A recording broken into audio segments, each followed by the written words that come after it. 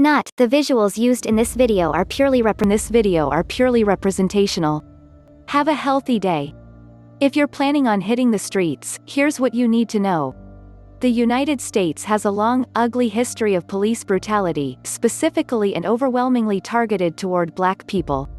In the wake of last week's killing by Minneapolis police officers of the unarmed black man George Floyd, and in response to the recent killings by police of Breonna Taylor in Kentucky and Tony McDade in Florida, solidarity protests have erupted nationwide. If you're thinking about joining a protest near you, there are some crucial factors to consider. Police brutality is an abstract concept for some but a stark reality for others.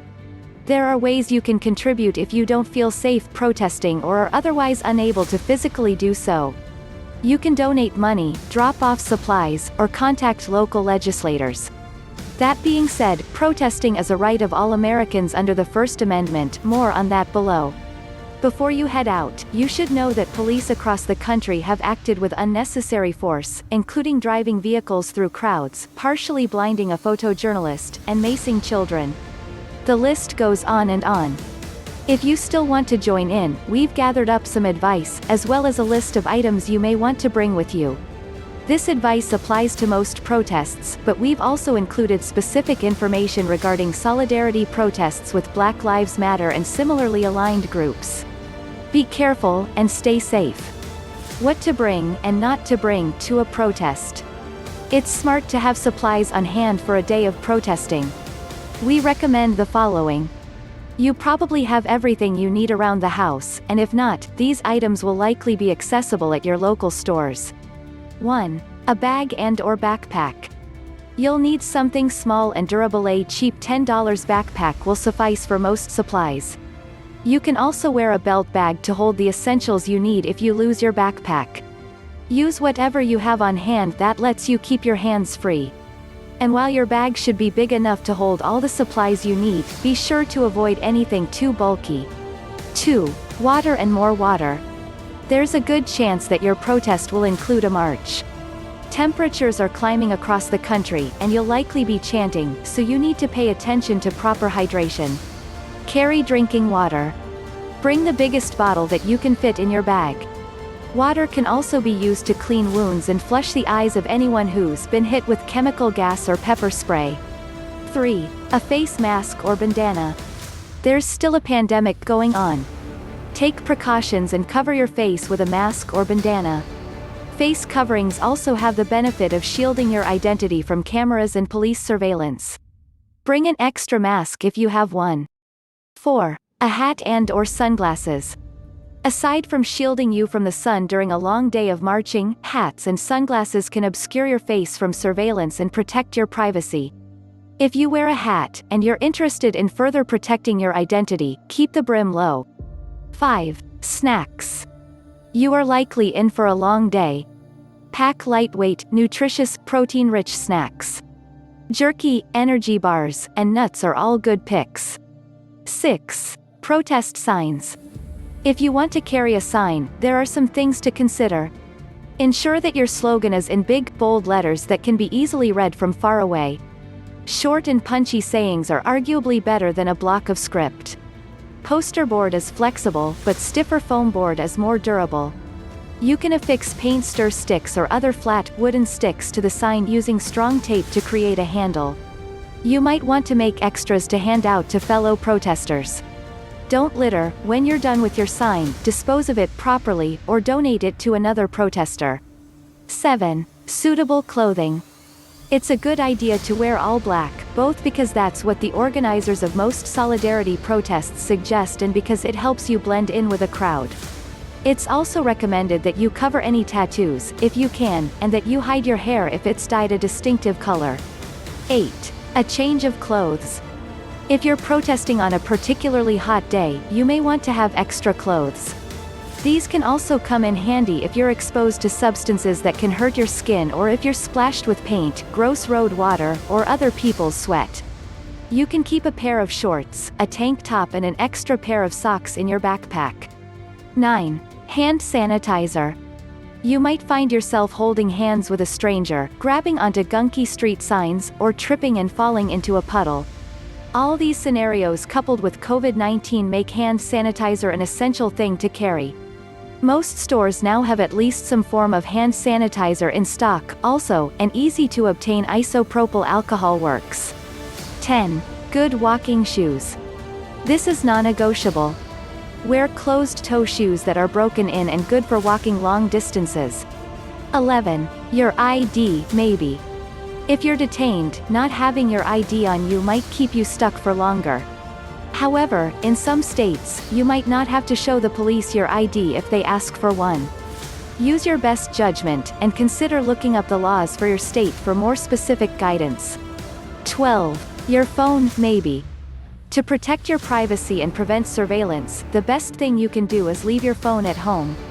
Consider using a secondary or burner phone instead. If you want to bring your phone, avoid using traditional phone calls and texts if at all possible. Signal is a secure, end-to-end encrypted messaging app that offers the option to delete messages after they're sent. You should also disable biometric unlocking, like Face ID or fingerprint features, and use a 6-digit passcode instead. If you do need to carry your primary phone, keep it turned off until you absolutely need to use it. This will make it harder for law enforcement to track your movements. 13. Cash. Just like your phone can leave digital breadcrumbs indicating your whereabouts, using your debit or credit card will make it easier for the authorities to track your movements. Instead, bring cash. Separate your bills, stash some in your bag, and keep some on your person, either in your shoe, your bra, your pants pockets, or somewhere secure. 14. A power bank. If you or members of your group will have a phone, you need to make sure that you have a way to charge devices. Other protesters may need to charge their gear as well. 15. Other things you may want. A cooling towel. Duct tape or gaffer's tape. A flashlight or a headlamp. Ibuprofen. Goggles. Blister prevention patches. Extra hair ties. A pen and paper. A Sharpie. A laser pointer. Bandages or other first aid supplies. Ear plugs. Saline solution. Extra face masks. A copy of emergency phone numbers and a card declaring necessary medical information that someone may need to know if you're unable to tell them yourself, for example, if you have asthma or if you're hard of hearing. Medications that need to be taken on a schedule in a labeled prescription bottle if possible, with the understanding that you may be away from home much longer than anticipated. And some advice. 1. Educate yourself. Do not go to a protest without knowing what it is you're fighting for. Don't show up and ask someone there to educate you. If you're a non-black ally, do the work yourself and study as much as possible, not only about the actions you're protesting but the context around them. You might know that a senseless tragedy took place, but do you know about the history behind the countless other events like it? You can learn more about racial justice from books. Don't forget to get help from social media too. 2. Realize it's not about you. The most important thing to realize, especially if you're a white person going out for the first time to protest police brutality against black people, is that you're showing up in solidarity with other people, says Tony Williams, a member of MPD 150, a Minneapolis-based coalition that has studied the history of police activity and seeks police-free alternatives to community safety. It's not your job to decide how things should go. It's your job to show up and listen and be in support. Deprioritizing yourself is an incredibly important part of the experience, Williams says. If you aren't black, you shouldn't be speaking over black protesters. Think about that. Be prepared to amplify what others are saying. Be prepared to listen. If you aren't comfortable with potentially physically intervening, shielding black protesters from police violence, and listening more than you speak, your efforts to be an ally are likely better spent elsewhere. 3. Get in the right mindset. Mental preparation is important. Protesting can be physically grueling and emotional taxing. You may experience sheer joy. You might cry.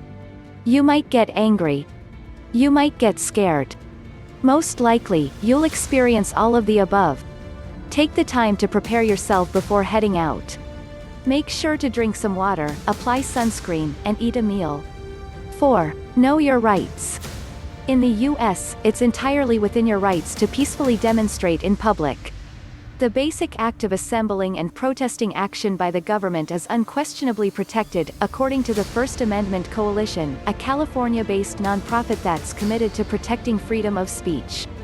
Also, as a general matter, people have the right to film or otherwise document things that are happening in the public space, says David Snyder, director of the FAC. If police demand that you turn over your notes, I would say that you can assume they don't have the right to seize that. That said, if it comes down to a matter of force and you are physically outmatched, you may have to weigh the risks to your immediate personal safety, potentially have your notes or phone stripped from you, and pursue legal action later on. Also, Snyder notes, the First Amendment to the Constitution does not protect protesters against unlawful activity, which includes destroying property or assaulting other people. 5. Form a group. If you can avoid it, don't protest alone. It's important that you go with at least one other person so you can have each other's backs. There is strength in numbers. Know your roles within the group before you go so you can be prepared for anything. For example, maybe one of you is prepared to drive the group home if the situation gets dicey, maybe one of you has first aid training, or maybe one of you is hyper-observant and prepared to monitor your surroundings to keep tabs on the vibe. Stay close to your group. Meet up beforehand, stick together the entire time, and leave the protest together. If you don't have a group, check social media sites, there are probably discussions where you can find people to meet up with locally. 6. Make a plan. There will be a lot of people and a lot of emotions. You need to have a plan for what to do if the situation escalates.